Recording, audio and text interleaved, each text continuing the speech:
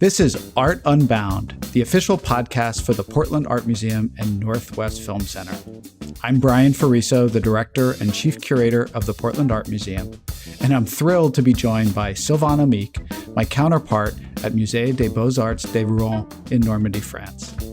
I've had the pleasure of knowing Sylvain through Frame, the French-American Museum Exchange, which Portland and Rouen are both members. Frame has a rich history of connecting museums in its network through exhibitions and education programs for over 20 years. And we're all so appreciative of their support for this podcast. Relevant links can be found in this episode's description and at portlandartmuseum.org/podcast, where you will also be able to find full episode transcripts both in English and French. Sylvain, thank you so much for joining me on this podcast. How are you? Fine. Thank you, Brian, for inviting me. I'm thrilled also to join. Well, it's been a few years since you and I spoke, and I have such a fond memory. I think we had a coffee outdoors outside your wonderful museum, one of my favorite cities, Rouen. And I have to ask, for me, getting through the pandemic, part of it was watching Six Nations rugby, and I think you and I talked about it. And I believe France was sort of a favored team this year, and I was disappointed they didn't make it. But I really want to get your take on the other side of the Atlantic on what happened. Yes, of course, the competition was very hard this year, but we are recovering for very bad years, and France is now back in the Six Nations play. So we were very happy to see all those matches, but it was so tough during the pandemic, and we have to postpone some of them. And yes, at the end, of course, English won, but we were close to win the tournament of Six Nations. But I'm sure we'll do a very nice World Cup in 2053 in France. Well, one of my favorite things is visiting France, and not only to see world-class rugby, but also to see the great museums of France, including yours. Tell me a little bit about your museum right now. Where are you in the pandemic? Are you open? And how are things operating at your museum? We are now closed since October, and we have been also closed from March to May 2020. And we have been able to reopen during the summer of 2020. And it was very, very interesting to see how people expressed to us they wanted to go back to museum, and not only people who are usual in museum, but it was really a need. And it was, of course, a question because we didn't know what we could expect. But yes, now we are closed, and we hope to reopen soon again, maybe in May. Of course, it's very, very long for everybody. Of course, also people are staying home, working from distance. And it's so long that it's really hard to manage. But of course, we have completely changed the way we are operating the museums. And we managed to organize new ways for museum, new trend. And we will see what will happen when we reopen. We will see if it has changed really deeply the museum or not. But the first year was very, very surprising. It was like, this movie, The Day the Earth Stood Still. Everybody was astonished. Now it's something else. We have to face the life with the virus. And everybody knows how to deal with that. So it's much more a question of a global mood. And I think people they want to be free now. They want to be free to go to a restaurant, to cafe, to go anytime outside. And it's not that. They have to be home at 7 p.m. They cannot go to restaurants. The shops are closed. Only we call essential shops are open. So it's really not the life we know before. So we will see. Yes, it sounds very similar to what we're experiencing over here as well. We've had, and again, I think you and I, as leaders of our organizations, have had to pivot, which we say, change course every other month on what we're going to do. Open, closed, and sort of be responsive. And it sounds very similar. It's a global pandemic, and I think it's a global response for museums. For us, we are open, but we're facing more pressure actually today about perhaps having to close again. There's a spike right now in these variants. And so we're cautiously optimistic, but again, preparing for potential an adjustment here soon. But Sylvain, let me ask you, when you're welcoming people back, your museum has some of the great pictures of France as well as the Impressionist paintings. Are you finding, and I'm assuming that a lot of your audiences are coming to your museum when they're able to, for healing, for a respite, for an escape from what we're looking at. Can you describe a little bit what you're seeing with your audiences? Yes, I'm sure people wanted to come back to museum for an experience, to be in a place where they can think about life and think about future, and also to reconnect with the basis.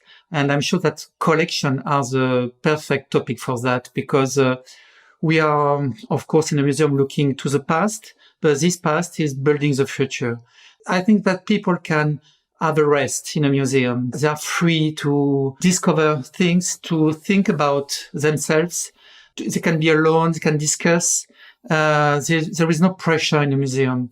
So it's like looking to a landscape, or for other people to go to the church and something like that. It's a moment for your own, like the room for your own that we heard about.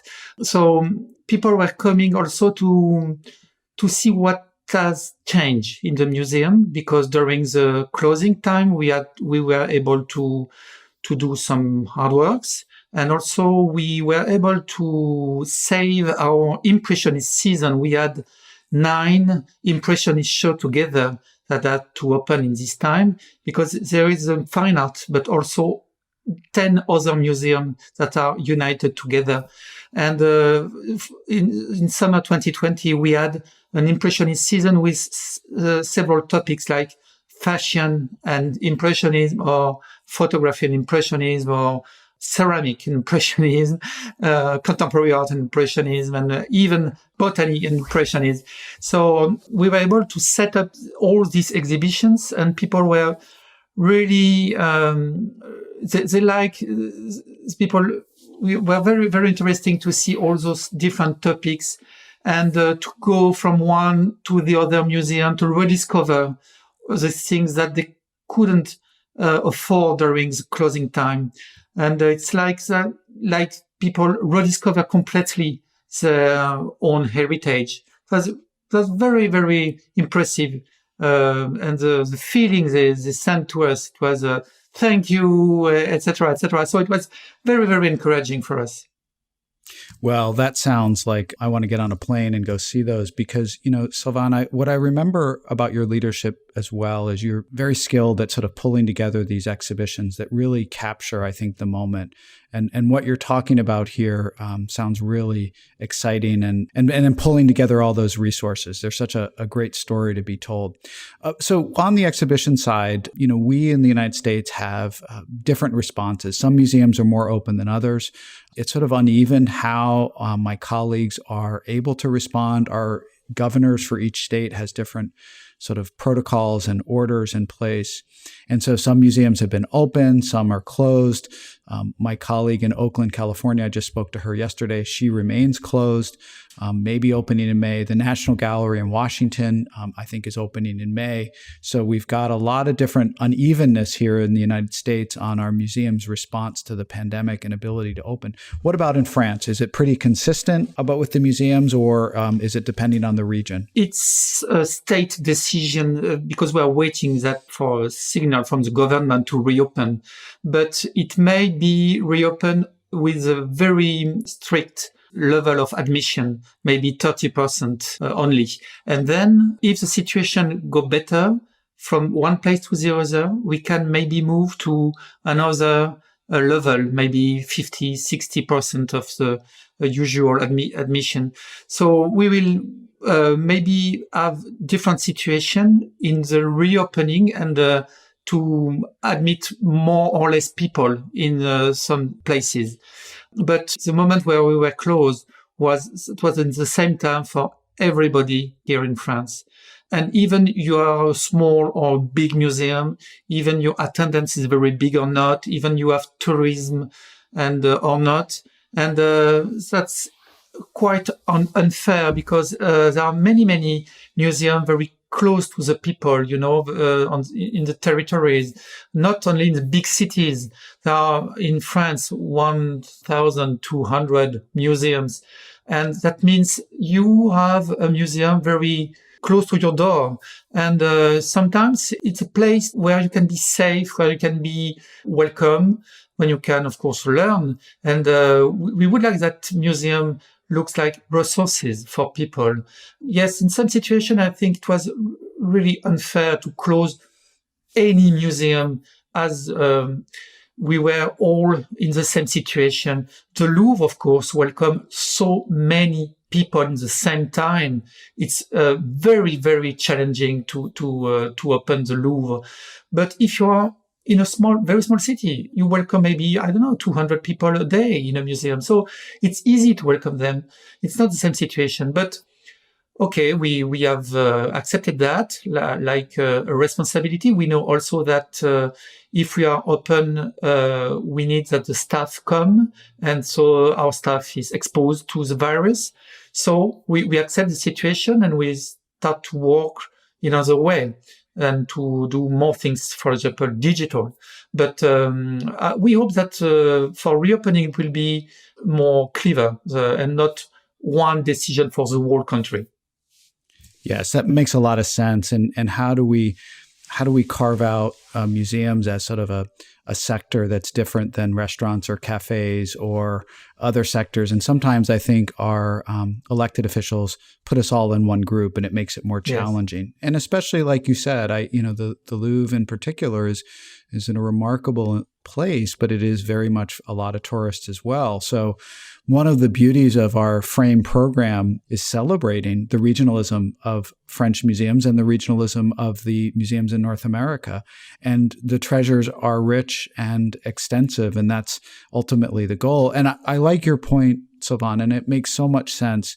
This idea that our regional museums are for our communities, and that's what you're talking about. And whenever I go and visit France and visit your museum as well as some of the others throughout the country, you can feel that. It's an intimate relationship with the community, which is sometimes different than the larger city museums. So if you get a chance, and those listening to the podcast, there are some remarkable treasures in France and the United States, all found on our FRAME website. But let me switch a little bit and move into, the other situation we've been facing here in the United States is the social justice movement, which is a continuation of civil rights, which is deeply part of our history here.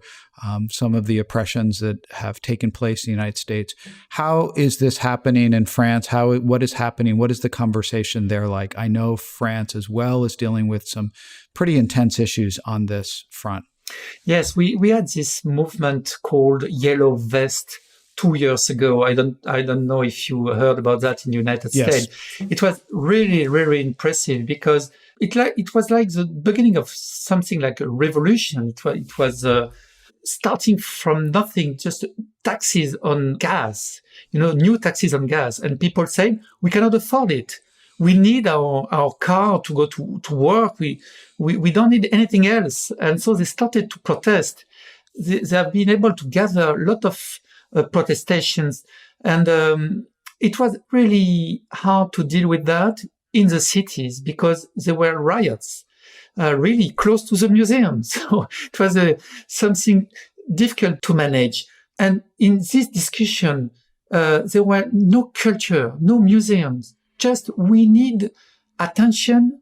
We need you respect us, and you cannot decide from Paris that new taxes will affect us. At the end of the month, we have not enough money. So for us, emergency is not culture, is not traveling. It's not even learning. We just need just more money for the day. And that was really, really tough for museum to understand what can we do for people who express that. And last summer, we had a global survey of how people act with culture in France. And this survey is every 10 years. And we had the results last summer, and it was really bad. We are back to the 70s. Museums are a thing for educated people and not for workers.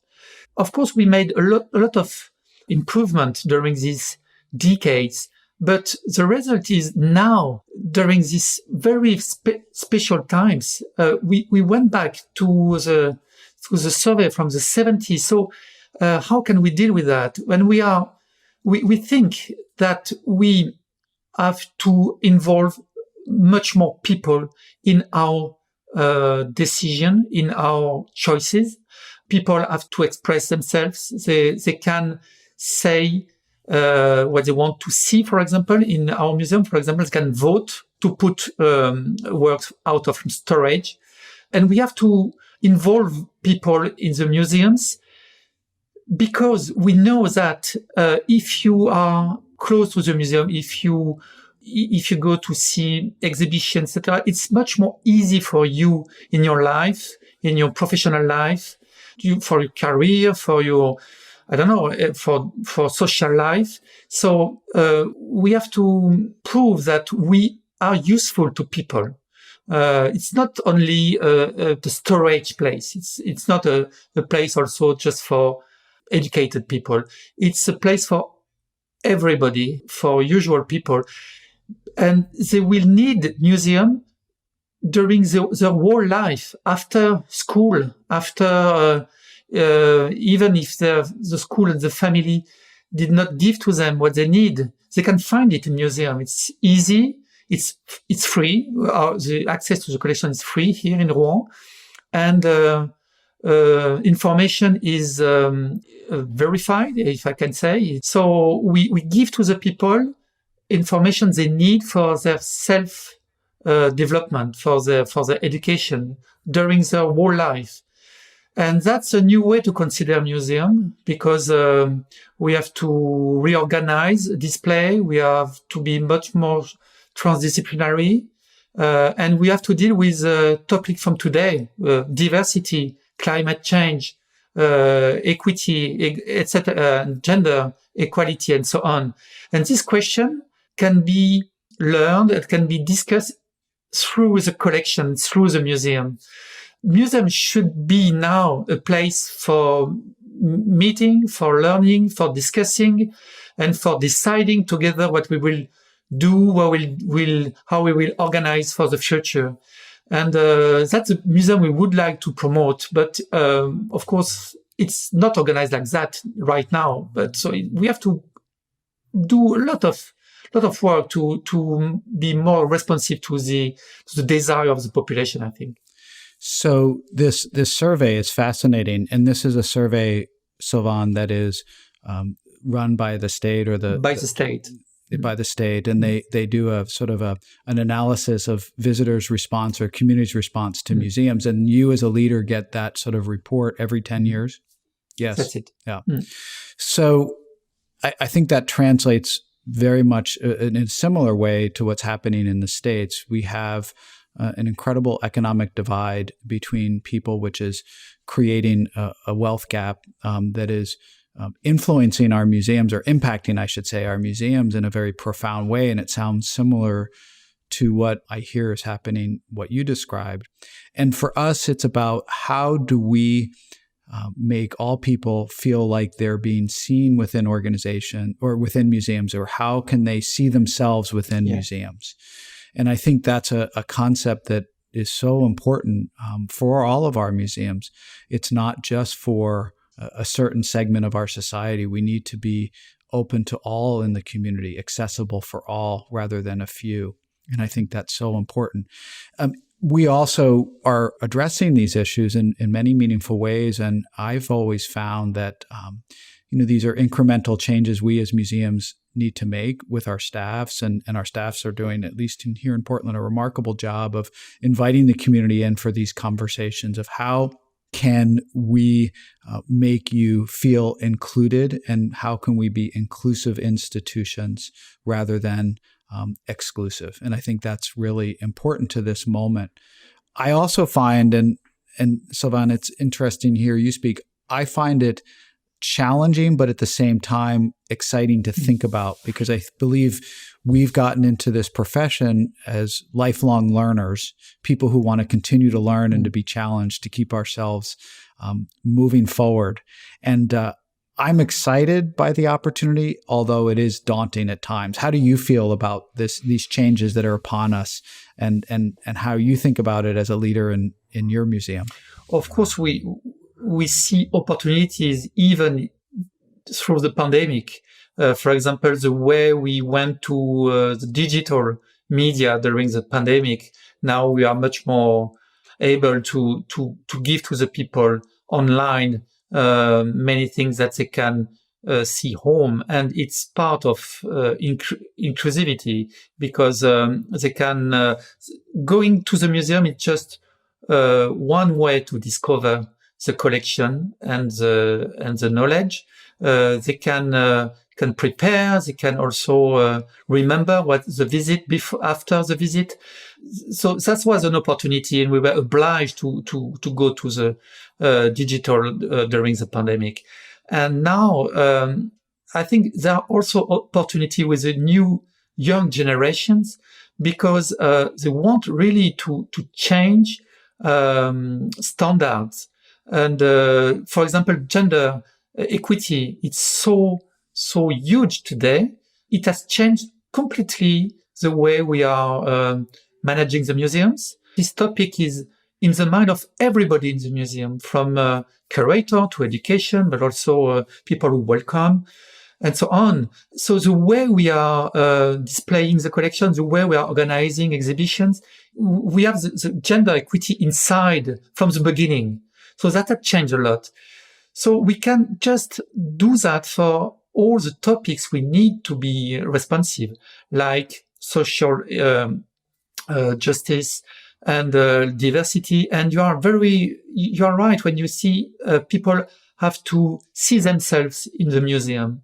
And today, our community are very diverse, much more diverse than in the past. And of course, the work of art we conserve, we display, they are not the reflect of the diversity of today. So that's so. And even for the gender equity, for example, we know that for the work of art we have, we have only 10% of women artists in the collection. That's history.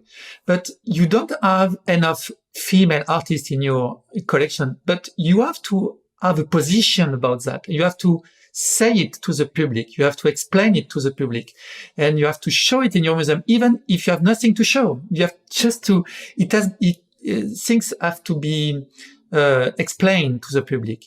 And so the context is really important. But this discussion is not from high to bottom. It's from it's on the same basis, same level. And as curators, we can have a position like an expert, but as citizen, we are on the same level.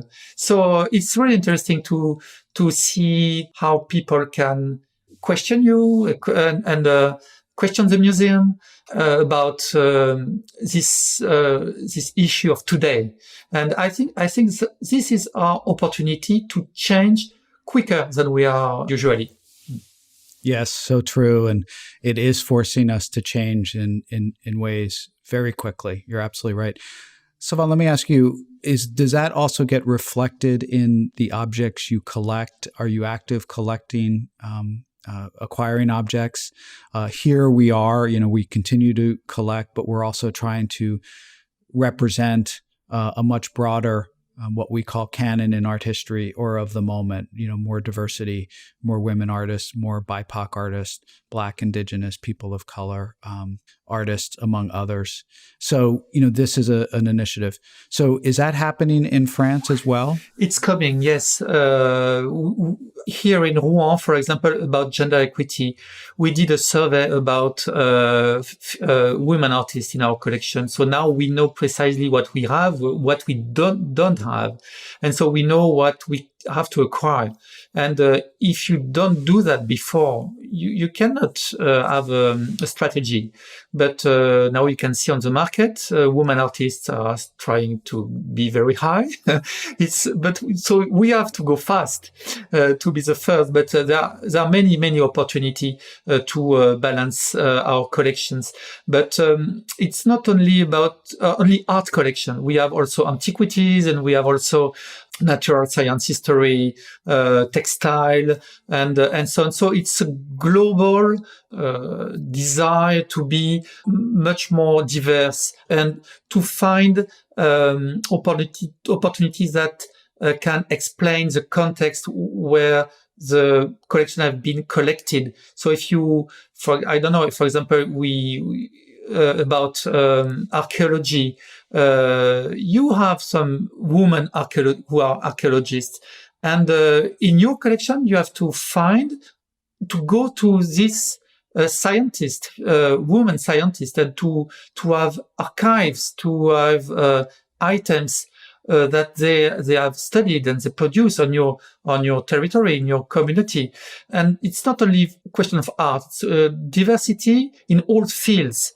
And even when you are like Rouen, an harbor from a place where people came and went to discover the world, and there is a responsibility, an historic responsibility facing this history, because in the 17th century, Rouen was one of the places where ships were going in Africa to trade slaves to America and come back with sugar and cotton and so on. Of course, we have very few things in our collection about that. So we have to increase our collection on these fields and to be ready to explain that to the public. So we have to also to learn more about this history, which is little known here in Normandy, and same thing for every topic in our collection, to see the context where they were collected. And when in France we had a colonial empire, so many things were collected during this centuries, 19th century, through the colonial expansion. So all those objects are interesting for themselves, but we have to explain how they came to here in the museum. And you cannot just exhibit them for themselves. You have to explain the whole context. Yes, the history, the provenance is part of the storytelling. And I think for us, our curators are actually energized by this conversation, because many of them are trained to ask the questions, to be critical thinkers, to think anew about how we approach our objects. And I find it exciting. It's stretching all of us, I think, intellectually on how we approach our field. Are you finding in France the Academy is preparing the next generation of curators and leaders in this thought? I'm assuming yes, but curious how you see it. Yes, I think the young curators are much more aware about these questions, and they deal with these questions from the beginning. So I think it will be much more easier to work in this direction with them. But sometimes I find some academic people or students, they have a very radical position, much more radical than the older people. And in a way, you need that, because it's part of the strategy to put the subject in the light. But in another way, we have to find a way to discuss and to be united. together. And in France, like in United States, we have deep shifts between some people in the population. For example, people coming from the old colonial territories, and people coming from France, and people who were French people who settled in Algeria, for example, they went back to France after independence. And those people, now they are old, but the sons, the grandson, they are living the same mood, and they have to everybody has to reconsider the past and to consider the situation of today. And what we know that we have to discuss together. We have to confront the memories and to hear the other part. And the question is not to be much more radical than the other one. We have to find a way to be together. And I think that's probably the ultimate challenge for us as museum directors right now. How do we build those bridges? What's the scaffolding look like between the energy and the enthusiasm for change and the desire for some to look to the past and stay the same? And the answer is somewhere in between, is how do we build those bridges? And I think that's really comes through our offices often and the conversations in our day-to-day. Shifting topics, I think another thing or another crisis that is hitting us, and I think it's relevant to France in particular as well with the Paris Accord, is climate change. And I've been talking to my colleagues about this. I think the pandemic, the social justice movement, climate change are all coming together to create one moment in time for all of us as leaders and museums, because these issues are intersecting and impacting our museums in profound ways. So, for example, last year, I don't know if you saw, Sylvain, in Oregon, we had wildfires beyond anything we could ever imagine. And people ask, well, how did that affect the museum? I had many staff who actually were in harm's way from the fires. So we had to close the museum because the air quality was so bad in our state. I know we offered refuge for not only our staff, but also community members in the museum, because it's sometimes a safer space than some of the homes out in the countryside. And I think that is just one part of something that we're going to be dealing with. We all face energy costs, antiquated buildings. You and I have worked in a system where travel is extensive, loan exhibitions. All of these things are part of, I think, the issues around climate change.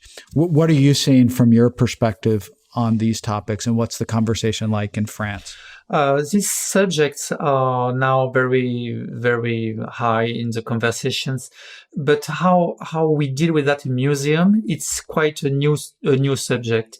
I think that the biggest museum in France, like the Louvre and Orsay and Centre Pompidou, they face that before us because everything is bigger. Everything is bigger, in those museums. So yes. It become very, very urgent for them to have a strategy for climate. I think in the museum world, it is changing relatively quick now. And during the pandemic, after, as you said, it's on the intersection because of the pandemic, we were not able to have loans from abroad, and all the museums in the world, they are focusing on their collection. And in fact, we started to change our policies about borrowing works from abroad some years ago, because we just saw that it became so complicated and so expensive to have loans coming from for foreign countries, that it became like, in a way, like for a movie, like a blockbuster movie. You can afford it, of course, but the risk is very high. And so if it's a failure, everything is going bad for your museum and for us, for our cities. So we cannot afford to be exposed in such risk. So, for example, we have an Impressionist festival every 4 years, and I did 3 Impressionist festivals. So I've seen that changing. The first one, I had 40 Monet painting. I was very proud of that. And the second one, we had also, I don't know, half of the painting were coming from foreign countries. But last year, during the pandemic, if we had the same situation, we couldn't just open the show, because with the pandemic, it was impossible to gather works from abroad.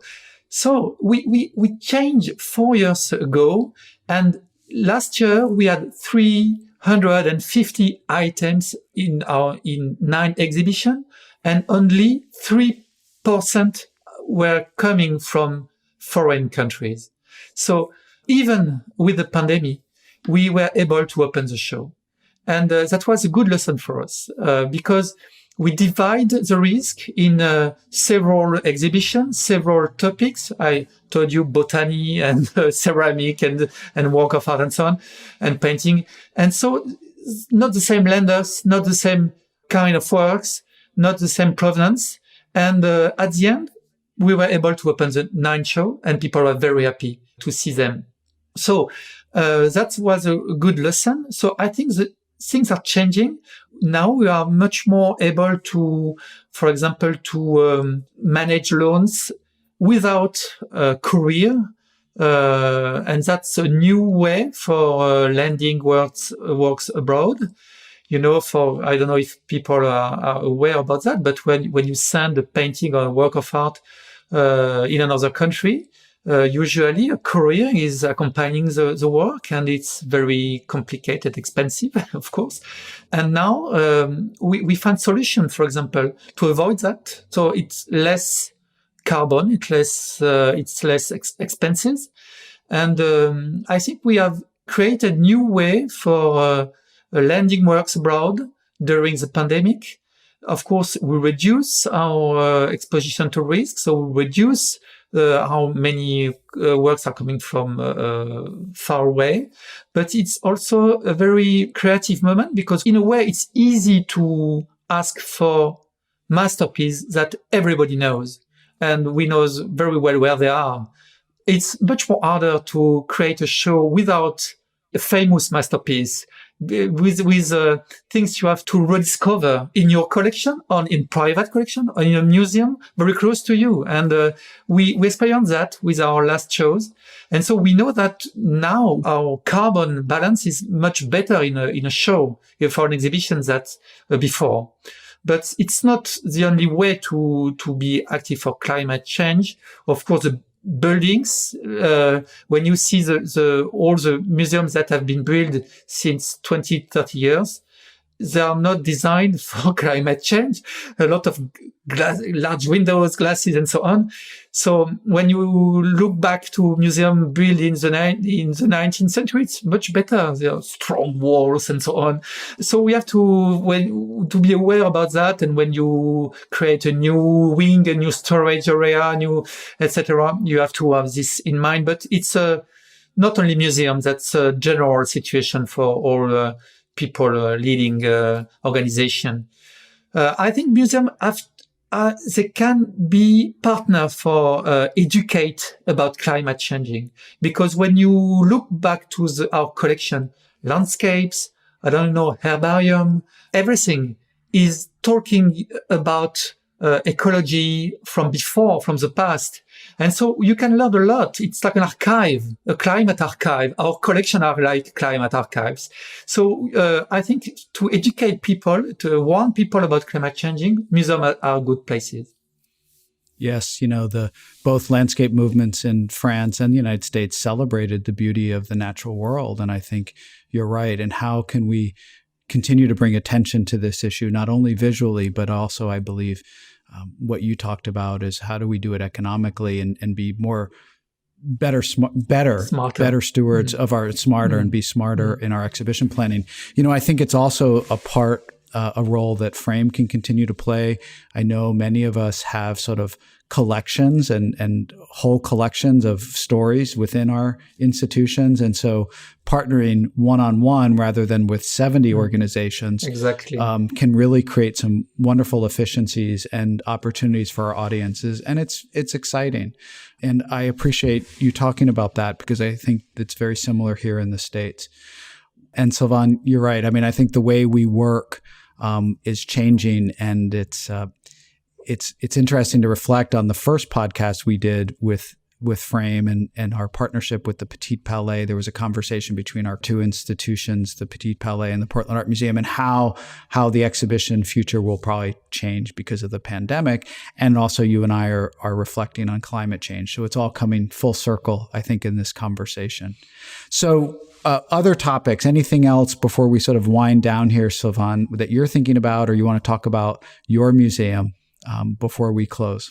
Yes, I wanted just to invite people to come to France and to visit us, of course, and just to tell also to the people that we are not focused on one century or one topic. We are now experiencing much more diversity in our collection, and how think from the past, think from the medieval ages, and think from the modernity. How all that is a new story of our knowledge, of our culture. And we are now, for example, experiencing to take a book and to adapt it as an exhibition. And we just are installing an exhibition called Salammbô. And Salammbô is originally a novel by Gustave Flaubert, who has reinvented the past during the Punic War in Cartagena.